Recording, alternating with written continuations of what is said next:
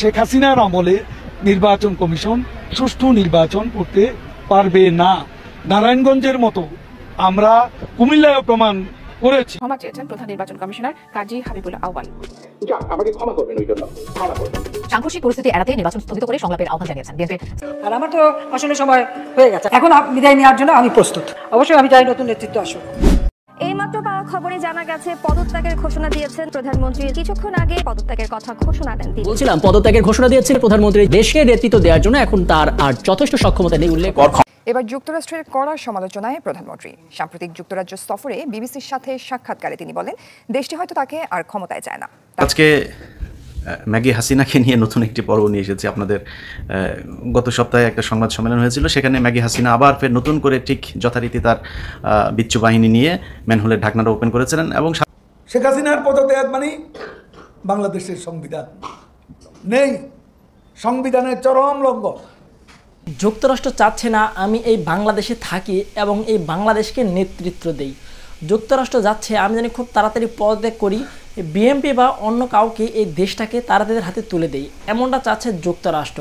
কেন যুক্তরাষ্ট্র এমনটা চাচ্ছে সে সব কিছু কিন্তু বিশ্লেষণভাবে শেখ হাসিনা সব কিছু বলেছে। আজকের এই ভিডিওতে আপনারা বিস্তারিতের মাধ্যমে সব কিছু দেখতে পারবেন। শুধু তাই নয়, শেখ হাসিনা কিন্তু আরও অনেক কথাই বলেছে। সাথে সাথে কিন্তু এই কথাটি বলেছে, আমি কেন পদত্যাগ করব? আমি কি এই বাংলাদেশের জন্য কোনো কিছুই করিনি? এই বাংলাদেশের পিছনে কি আমার কোনো অবদান নেই? এমন কথাও কিন্তু শেখ হাসিনা বলেছে। তো ভিউয়ার্স, অপরদিকে কিন্তু ওবায়দুল কাদের সাহেব বলেছে, আমরা যেভাবে চাবো সেইভাবে ইলেকশন হবে, আমরা যেভাবে চাবো সেভাবে এই দেশটা এগিয়ে যাবে, আমাদের বিপক্ষে হয়ে কেউ এই দেশকে ভালো বা খারাপ কোনো কিছু করতে পারবে না। এমন কথাও কিন্তু বলেছে ওবায়দুল কাদের। ওবায়দুল কাদের কেন হঠাৎ এই কথা বলেছে আপনারা বিস্তারিতের মাধ্যমে সব কিছু দেখতে পারবেন। শুধু তাই নয়, সব শেষে কিন্তু আপনাদের জন্য বিশেষ আরেকটি ভিডিও রয়েছে। ইলিয়াস হাসানকে কিন্তু আমরা সকলেই বেশি চিনি, আপনারা কিন্তু তার ভিডিও অনেকেই দেখেন, গণমাধ্যম সহ সে কিন্তু প্রচুর ভাইরাল। সে কিন্তু শেখ হাসিনাকে তুলোধরো করে ছেড়ে দিয়েছে। শেখ হাসিনা কিন্তু বিশালভাবে গালিগালাজ করেছে এবং শেখ হাসিনাকে উচিত কিছু কথা বলেছে ইলিয়াস হাসান। ইলিয়াস হাসান কী কথা বলেছে সব কিছু আজকের এই বিস্তারিত ভিডিওতে আপনারা দেখতে পারবেন। বিস্তারিত ভিডিও দেখার আগে যারা এখনও এই চ্যানেলটি সাবস্ক্রাইব করেনি, এই চ্যানেলটি সাবস্ক্রাইব করে পাশে থেকে বেল আইকনটি বাজিয়ে দেবেন। যারা অলরেডি সাবস্ক্রাইব করে ফেলেছেন সকলকে জানাই অসংখ্য অসংখ্য ধন্যবাদ। তো বন্ধুরা, ভিডিওতে দ্রুত একটি লাইক করে দিয়ে বিস্তারিত ভিডিওগুলো ধাপে ধাপে দেখা শুরু করে দিন। সামনে রেখে এবং দলের সাংগঠনিক বেশ কিছু সিদ্ধান্ত চূড়ান্ত করতে গণভবনে আওয়ামী লীগের কেন্দ্রীয় কার্যনির্বাহী কমিটির বৈঠক। বাংলাদেশ আওয়ামী লীগের সভাপতি হিসেবে সূচনা বক্তব্য রাখেন দলের সভাপতি প্রধানমন্ত্রী শেখ হাসিনা। সরকারকে পদত্যাগ করতে হবে বিএনপির এমন এক দফা দাবির বিষয়ে প্রশ্ন রাখেন প্রধানমন্ত্রী। ক্ষমতায় বসে ক্ষমতার উচ্ছিষ্ট বিলিয়ে যে দলটি গঠন করেছিল সেটাই আজকের বিএনপি। আমরা দেখলাম তারা অনেক বড় বড় কথা বলে। এক দফা আন্দোলন কি, আওয়ামী লীগকে ক্ষমতাচ্যুত করতে হবে আর আমাদেরকে পদত্যাগ করতে হবে। আমার প্রশ্ন, জাতির কাছে প্রশ্ন, কি অপরাধ আমাদের? আমরা কি অপরাধটা করেছি? তত্ত্বাবধায়ক সরকার ব্যবস্থা নিয়ে বেগম খালেদা জিয়ার বক্তব্য স্মরণ করিয়ে দেন শেখ হাসিনা।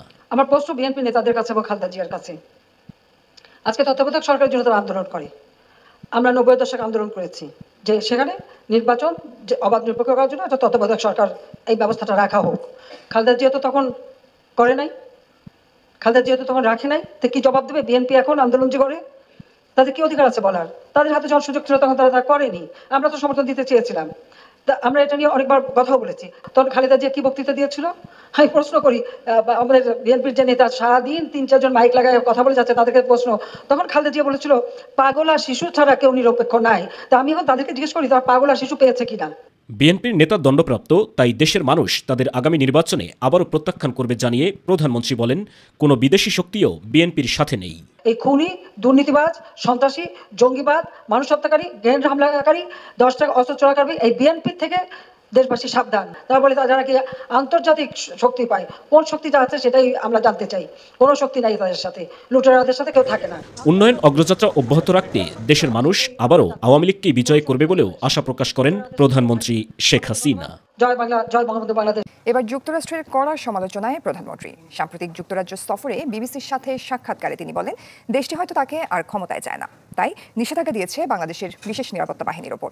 অন্যের নয়, নিজেদের ব্যাপারে মনোযোগী হতে মার্কিন সরকারকে পরামর্শ দেন শেখ হাসিনা। সম্প্রতি যুক্তরাজ্য সফরে ব্রিটিশ গণমাধ্যম বিবিসিকে সাক্ষাৎকার দেন প্রধানমন্ত্রী শেখ হাসিনা। বলেন, বাংলাদেশ সরকার প্রধান হিসেবে তাকে সরাতেই র্যাবের ওপর নিষেধাজ্ঞা দিচ্ছে মার্কিনীরা। What do you think it is? What do you think the reason for it is? I don't know, maybe they don't want me to continue or the progress we are making for Bangladesh, they may not accept it or... এক প্রশ্নের জবাবে শেখ হাসিনা বলেন, যুক্তরাষ্ট্রের পরামর্শেই প্রতিষ্ঠিত হয়েছিল RAB. That paramilitary organization was set up by the US. Actually, with their advice, it was established in 2004, and all the training, equipments, everything provided by US. সাক্ষাৎকারের এক পর্যায়ে বাংলাদেশে বিচার বহির্ভূত হত্যা ও গুম নিয়ে জাতিসংঘের উদ্বেগের কথা জানিয়ে কিছু পরিসংখ্যান তুলে ধরেন সাংবাদিক ইয়ালদা হাকিম। জবাবে প্রধানমন্ত্রী বলেন, এসব অভিযোগের নেই কোনো সুস্পষ্ট প্রমাণ। Well, some group, they mentioned a big number, then when we inquire, it was perhaps 5 or 6 persons, but sometimes people themselves, they hide, actually some people hide themselves because of different issues. But extrajudicial killing we never support. নির্বাচন প্রসঙ্গে বলেন, আওয়ামী লীগ সরকারের আমলে যত স্বচ্ছ নির্বাচন হয়েছে ইতিহাসে এমন নজির আর নেই, সামনেও এই ধারা অব্যাহত থাকবে। শেখ হাসিনার পদত্যাগ মানে বাংলাদেশের সংবিধান নেই, সংবিধানের চরম লঙ্ঘন। আমরা সংবিধান লঙ্ঘন করতে পারি না। আমাদের নির্বাচন হবে আমাদের নিয়ম অনুযায়ী। আমাদের বিপরীতে যারা অবস্থান করছে তারা এই দেশে সাম্প্রদায়িক শক্তি, তারা এই দেশে পাকিস্তান আফগানিস্তানের বন্ধু, তারা এই দেশে জঙ্গিবাদী শক্তির পৃষ্ঠপোষক। আজকে বিশৃঙ্খলার কথা যারা বলেন, গুলশানের একটা ঘটনা নিয়ে জাতিসংঘে পর্যন্ত তোলপাড় হয়ে যাচ্ছে। এই ঘটনা কে ঘটালো, আমরা কেন ঘটাবো? 5টা সিটি কর্পোরেশন কয়দিন আয় হয়ে গেছে, টু শব্দ হয়নি, একটা ঢিল পড়েনি, এবং 50 থেকে 55% ভোট টার্ন আউট হয়েছে। ভোটার উপস্থিতি 50 থেকে 55%, মাত্র কয়েকদিন আগে। তারপরে বলে ভোটের প্রতি মানুষের কোনো আগ্রহ নেই। প্রার্থী তো যা হয়েছে, তারপরে এখন তারপরেও প্রার্থী যেভাবে আসুক, সে যে লোকই হোক, প্রার্থীকে আমরা প্রার্থী হিসাবে দেখব। সেখানে একটা ঘটনা ঘটেছে, প্রার্থীর উপর হামলা হয়েছে, এ পর্যন্ত 10 জনের বেশি গ্রেপ্তার করা হয়েছে। আর গত কয়দিন যেটা হয়েছে, মফস্বলে যেটা ঘটানো হচ্ছে, এটা অত্যন্ত সুপরিকল্পিত এবং রাজনীতির মতলববাজ। বিএনপি এই ষড়যন্ত্রমূলক তৎপরতার তারা বিচ্ছিন্ন কিছু ঘটনা ঘটিয়ে আজকে বিদেশিদের মনোযোগ আকর্ষণের ষড়যন্ত্র করছে। ইউরোপীয়, আমেরিকান এবং ব্রিটিশ সবার সঙ্গে আলাপ করলাম, এখন বিএনপির এক দফাও তার মধ্যে পেলাম না। কেউই বলল না তত্ত্বাবধায়ক সরকার, বিদেশিরা কেউই বলল না এখানে পার্লামেন্ট বিলুপ্ত করতে হবে, কেউই বলল না প্রাইম মিনিস্টার শেখ হাসিনাকে স্টেপ ডাউন করতে হবে, রিজাইন করতে হবে। কোনো দেশে কিন্তু এ কথা বলেনি। আজকে এই কথা শুধু বিএনপি, এটাই তাদের দফা, এটা না হলে তারা ইলেকশানে আসবে না। যত দোষ নন্দ ঘোষ শেখ হাসিনার, সব ঠিক করলো, শেখ হাসিনাকে হটাতেই হবে। ব্রিটিশ কমিশনার বলে যে ডায়ালগটা তো করলে ভালো হতো। আমি তারা তো প্রধানমন্ত্রীকে পদত্যাগ করতে বলে, তো ডায়ালগ করবে কার সাথে? প্রধানমন্ত্রীকেই তারা পদত্যাগ করতে বলছে, তো ডায়ালগটা কার সাথে করবে? তখন আর কোনো কথা বলবে না। শেখ হাসিনার পদত্যাগ মানে বাংলাদেশের সংবিধান নেই, সংবিধানের চরম লঙ্ঘন। আমরা সংবিধান লঙ্ঘন করতে পারি না। আমাদের নির্বাচন হবে আমাদের নিয়ম অনুযায়ী, আমাদের নির্বাচন হবে আমাদের সংবিধান অনুযায়ী। এর বাইরে কারো কোনো চক্রান্তমূলক অভিলাষ আমরা বাস্তবায়িত হতে দিতে পারি না। আমাদের বিপরীতে যারা অবস্থান করছে, তারা এই দেশে সাম্প্রদায়িক শক্তি, তারা এই দেশে পাকিস্তান আফগানিস্তানের বন্ধু, তারা এই দেশে জঙ্গিবাদী শক্তির পৃষ্ঠপোষক। আজকে এদের হাতে আমরা ষড়যন্ত্রমূলক আজকে তাদের যে তৎপরতা, এই তৎপরতার কাছে আমরা সারেন্ডার করব? আমরা কি তাদের কাছে আজকে সারেন্ডার করে আমরা আমাদের দেশ, আমাদের এই মাটি, বঙ্গবন্ধুর নেতৃত্ব, রাজনৈতিক বিজয়, শেখ হাসিনার নেতৃত্ব, গণতন্ত্রের বিজয়, আমাদের উন্নয়নের অভিযাত্রা, এগুলো কি আমরা বিসর্জন দেব? সেটাই হচ্ছে আজকে বড় কথা। আজকে ম্যাগি হাসিনাকে নিয়ে নতুন একটি পর্ব নিয়ে এসেছে আপনাদের। গত সপ্তাহে একটা সংবাদ সম্মেলন হয়েছিল, সেখানে ম্যাগি হাসিনা আবার ফের নতুন করে ঠিক যথারীতি তার বিচ্ছু বাহিনী নিয়ে ম্যানহোলের ঢাকনাটা ওপেন করেছিলেন এবং সারা দেশে যথারীতি দুর্গন্ধ ছড়িয়েছিলেন। তো তার এই মিথ্যা কথা, এই মানে জোচ্চুরি, শয়তানি, ছিনালি, এগুলো দীর্ঘদিন ধরে করছে। এই শেষের যে সংবাদ সম্মেলন, এটা তো তার ব্যতিক্রম হয় না। এবং এখানে যথারীতি ওই আগের সেই পা পরিষ্কার করা, জুতা পরিষ্কার করা, এই প্যান্টি পরিষ্কার করা, এই টাইপের কিছু সাংবাদিক নিয়ে তিনি ওইখানে বসেছিলেন জনগণের সামনে কিছু মিথ্যা কথা বলতে। আমি আজকে থেকে চিন্তা করেছি যে শেখ হাসিনাকে শেখ হাসিনা বলবো, ওকে ম্যাগি হাসিনা বলবো। মানে ম্যাগি মানে বুঝেছেন তো, যেটা মানে বাংলায় যেটা ম্যাগির ওইটা আবার বলা যায় না, ওই ইউটিউবের নানান কমেন্ট্রি গাইডলাইন টাইন আছে। তো আমি ম্যাগি বলবো। তো ম্যাগি আবার শুনে আপনারা রাগ করেন না, কারণ এই নামটা জনগণই দিয়েছে। আপনারা এর মধ্যে শুনেছেন যে আরাফাত ভোট চাইতে গিয়েছিল, তখন শেখ হাসিনাকে জনগণকে জিজ্ঞেস করেছে, সে তো কোনো দলের না, একদমই নিরীহ একটা মানুষ, তাকে জিজ্ঞেস করেছে এটাকে, সে বলেছে ম্যাগি হাসিনা। তো আমিও এখন থেকে তার নাম হচ্ছে তারে এই মুসলমান উত্তর মুসলমান দেওয়া যান, মানে এই আকিকা দিয়ে তারপর নাম চেঞ্জ করা হলো, এখন থেকে ম্যাগি হাসিনা হবে। তো ম্যাগি হাসিনার এই সংবাদ সম্মেলনের শুরুতে নতুন এক বদমাইশের আবির্ভাব ঘটেছিল। এই বদমাইশের নাম সম্ভবত নুরুল ইসলাম না কি, ও যখন কথা বলে তখন মাইকে কিছুটা সমস্যা ছিল, আমার অডিওটা বুঝতেও সমস্যা হয়েছে। সম্ভবত নুরুল ইসলাম এই জিপকে কখনো দেখি নাই।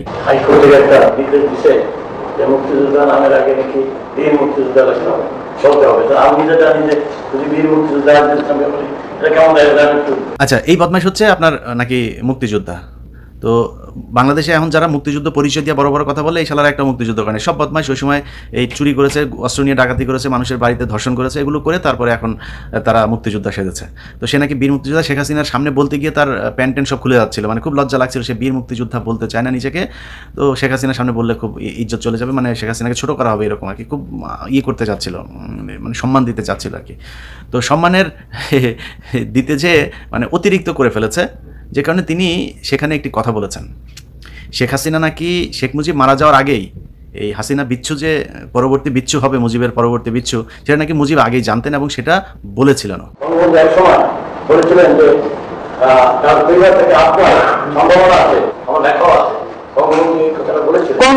এবং এ ধরনের কোনো চিন্তা আলোচনাও ছিল না। তাহলে কেজরিওয়াল নিজেই মিথ্যা কথা বলছে। তো এই বক্তব্য শোনার পরে মানে হাসিনার তো এখন আসলে মানে তেল দেওয়ার লোকের অভাব নাই, ওর তো দুই ঠ্যাঙ্গের চিপায় এখন খালি তেলের খনি, তেলের তো দরকার নাই ওর আর এখন, কারণ ও জানে যে এই যে তেল যারা দিচ্ছে এরা যে পাশে থাকবে না সামনে, এটা কিন্তু সে জানে। এই যে খেলা কিন্তু শুরু হয়ে গিয়েছে। আপনার ডেপুটি অ্যাটর্নি জেনারেল তিনি ডক্টর ইউনূসের পক্ষ নিয়েছেন এবং অ্যাটর্নি জেনারেলের অফিস থেকে যে স্বাক্ষর করা হবে 160 জন নোবেল লরিয়ার যারা বিবৃতি দিয়েছেন ইউনূসের পক্ষে, তাদের বিপক্ষে একটি বিবৃতি দেওয়ার কথা ছিল, সেই বিবৃতি তিনি দিবেন না। নোটিশ করা হয়েছে যে সকল অ্যাটর্নি জেনারেল অফিসে কর্মরত সকলকে এই বিবৃতিতে স্বাক্ষর করার জন্য। আমি ডিসাইড করেছি এই বিবৃতিতে আমি স্বাক্ষর করব না। বুঝতেই পারছেন অবস্থাটা কি। মানে আমি জানি না এই ভদ্রলোক সম্পর্কে আমার ব্যক্তিগত কোনো জানাশোনা নাই, কিন্তু আমি যেটা গেস করি, যেটাই গত 15 বছর ধরে দেখছি, attorney general, deputy attorney general, যে এক বদমাইশ মারা গিয়েছে অ্যাটর্নি জেনারেল, এই মাহবুব আলম, তার এরকম এই বদমাইশগুলোকে সব এরকম পদে দেওয়া হয়, যেমন দুদকের আইনজীবী আরেক শয়তানে যে খুরশিদ আলম, আর মানে মূল পদে যেগুলি দেওয়া হয় শেখ হাসিনার আশপাশে কোনো ভালো মানুষের সব শয়তান হইল, মানে হেড অফ শয়তান, ফেরাউনের লেডি ভার্সন, আর আশপাশে সব এই ফেরাউনের চামচা চামুন্দা শয়তানের বংশধরগুলো সব এর আশপাশে আছে। সো ডেপুটি অ্যাটর্নি জেনারেল হয়েছে, এটা আমি মনে করি না যে হাসিনার মতো শয়তানের বাচ্চার বাইরে অন্য কেউ, এটা ওই শয়তান। কিন্তু এখন পরিস্থিতি যেহেতু পাল্টে যাচ্ছে, তারা তো ভেতরের খবর টবর জানে, যেখানে তিনি এখন ইউনূসের বিরুদ্ধে বিবৃতি দেবেন না। হ্যাঁ, ভালো মানুষ হয়ে গেছে, এই ধরনের অনেক ভালো মানুষ কিন্তু এখন বের হয়ে আসবে। কিন্তু গত 15 বছরে দেশের শেষ করে, রাজনৈতিক দলগুলোকে শেষ করে, ইসলামী দলগুলোকে শেষ করে, বাংলাদেশের মুসলমানদেরকে ধ্বংস করে এখন ভালো হলে তো লাভ নাই। যাই হোক, এরকম লোকজনগুলোতে এখন শেখ হাসিনার সঙ্গ ত্যাগ করা শুরু করেছে। এই কারণে শেখ হাসিনা এখন আর এই তেল ভাজিটা পছন্দ নেই। শেখ হাসিনা এখন দরকার মানে ইউনুস লেভেলের কারো, যে কিনা ডক্টর ইউনুসের মতো পৃথিবীর বিভিন্ন জায়গায় তার প্রভাব প্রতিপত্তি ক্ষমতা আছে, এই ধরনের লোক দরকার। এইসব এই লো ক্লাস এই চামচা চামুন্দা দিয়ে লাভ হবে না। সেখানে শেখ হাসিনা প্রচণ্ড রকমের খেপে গিয়েছিলেন।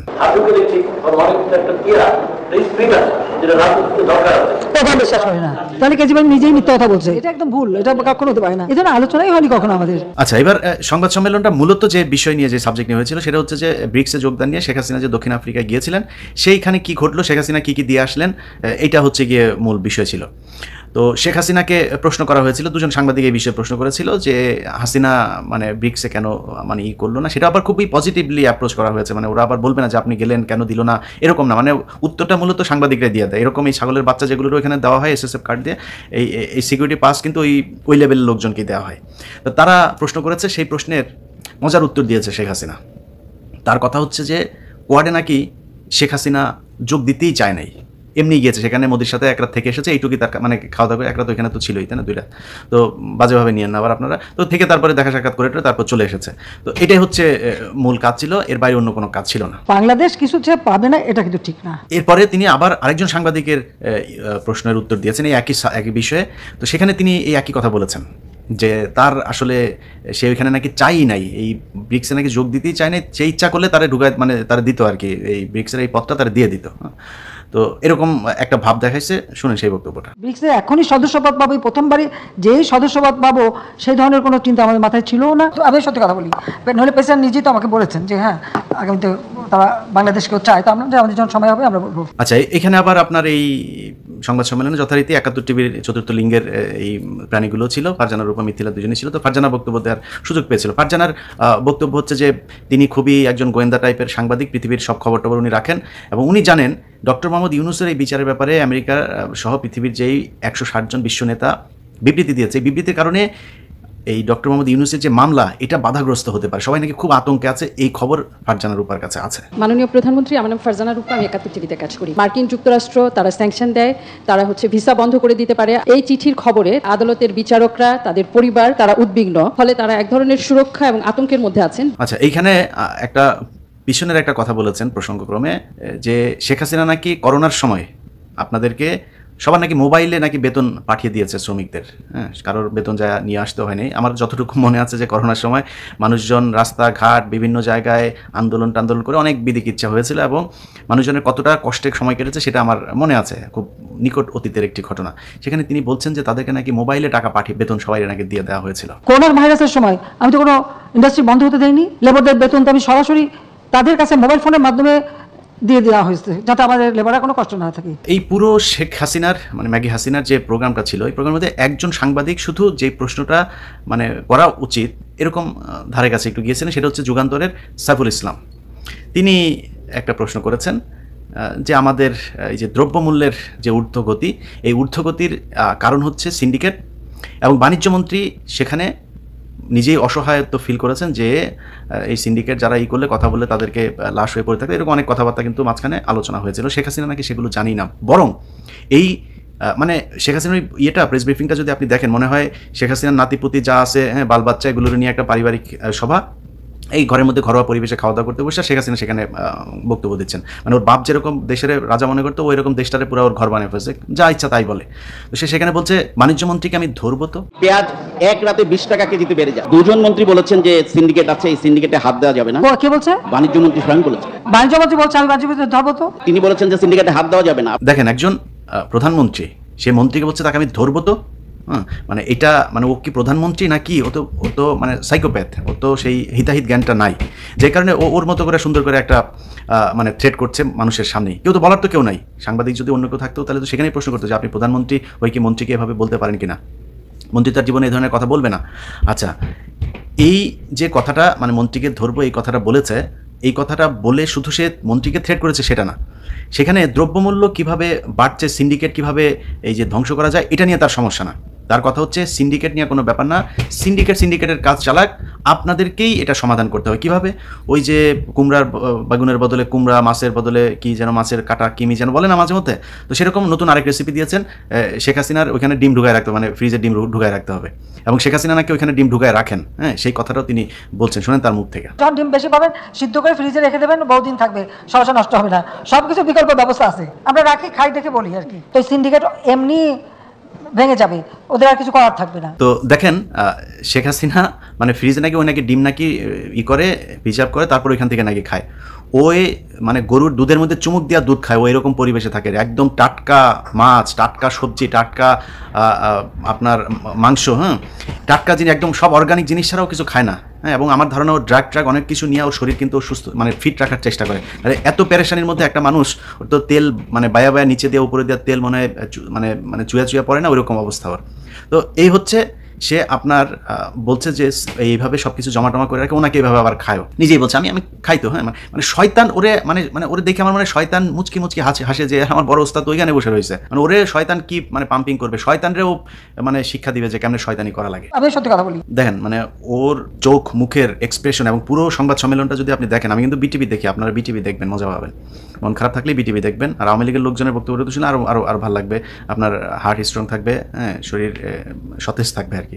তো ওর এই যে তাকানো এবং পুরো বক্তব্যের মধ্যে মাঝে মধ্যে যখন উত্তেজিত হয়ে যাচ্ছিল, বিশ্বাস করেন মানে মনে হচ্ছে সাপ একটা মানে ছোবল দেবে, এরকম একটা মানে চেহারাটার ভিতরে একটা ভয়ঙ্কর একটা ভাব চলে আসে। মানে আমি আপনাকে যোগ করার জন্য বলছি, আমি শেখ হাসিনাকে দেখতে পারি না, আওয়ামী লীগ দেখতে পারি এই জন্য না, কিন্তু দেখেন আপনি যিনি আওয়ামী লীগ করেন তিনিও দেখবেন ওর চেহারাটার ভিতরে একটা মনে হচ্ছে যেন মুখ দিয়ে রক্ত বেরোচ্ছে, মুখের ভেতরে রক্ত, মানুষের রক্ত চুষে খায় এরকম মনে হচ্ছে। শেষের দিকে আপনার সংবাদ সম্মেলনে আরেক ম্যাগি ছিল সেখানে, সেই ম্যাগি কোন আমি অত পরিচয়টা দেখি নাই, সে আবার বলছে ও গিয়েছিল আপনার ওই যে দক্ষিণ আফ্রিকা, সেখানে নাকি বিশ্ব সব নেতারা শেখ হাসিনাকে নাকি মানে চেপে ধরেছে আর কি, মানে বিস্ময়ে তাকায় ছিল শেখ হাসিনার কোন দিক থেকে কি দেখা যায় এগুলি দেখার জন্য। তার বক্তব্যটা শুনেন। গিয়েছিলাম এবং সেখানেই ফিজিক্যালি থাকতে পেরে আমি দেখতে পেয়েছি যে অন্যান্য বিশ্ব নেতাদের সাথে আপনার কুশল বিনিময়কালে তাদের উচ্ছ্বাস তুলে নাচছে তারা। যাই হোক, সংবাদ সম্মেলনের যে রিভিউ, এই রিভিউ আমরা শেষ করার আগে আওয়ামী লীগের ভাইদের কিছু কথা বলে রাখি। আমার বিশ্বাস করেন, আল্লাহ যদি বাঁচায় রাখে, বয়স যদি আল্লাহ দেন, তাহলে দেখবেন আমি কোনোদিন বিএনপির কাছে কোনো সুবিধা নিয়ে কোনো কিছু করবো, এটা ইনশাআল্লাহ আল্লাহ যেন এরকম কোনো কিছু না করেন। তো আপনি আমার শত্রু না, আওয়ামী লীগের কাউকে আমি শত্রু মনেও করি না, কিন্তু আপনার কাছে একটা অনুরোধ, আপনি একটা মানুষকে বিশ্বাস করেন, ভালোবাসেন, শ্রদ্ধা করেন, সেই মানুষটা তো ভালো হইতে হবে। চোখের সামনে একদম চোখ কান বুঝা তারপরে মিথ্যা কথা বলে, এই মানুষটা কিভাবে ভালো হবে? আপনি একটু নিজের প্রশ্ন করেন, কখনোই কি আসলে সম্ভব? তারে নিয়ে এই যে আমি এতক্ষণ কথাগুলি বললাম, এগুলো অনেক ভদ্রভাবে বলা যাইতো। ভদ্রভাবে বললে তো আমার যে ক্ষোভ না, এটা তো আমি মিটাইতে পারবো না। হ্যাঁ, আমার ক্ষোভের মানে যেই ভাষায় আমি ক্ষোভের কারণে কথা বললাম, এখন আপনি যদি বলেন সে অনেক ভদ্র মানুষ, তার নিয়ে ভদ্রভাবে কথা বলতে হবে, এই সংবাদ সম্মেলনের মধ্যেই তার একটা সেন্টেন্স শুনে তারপরে আপনাদের কাছ থেকে বিদায় নিই।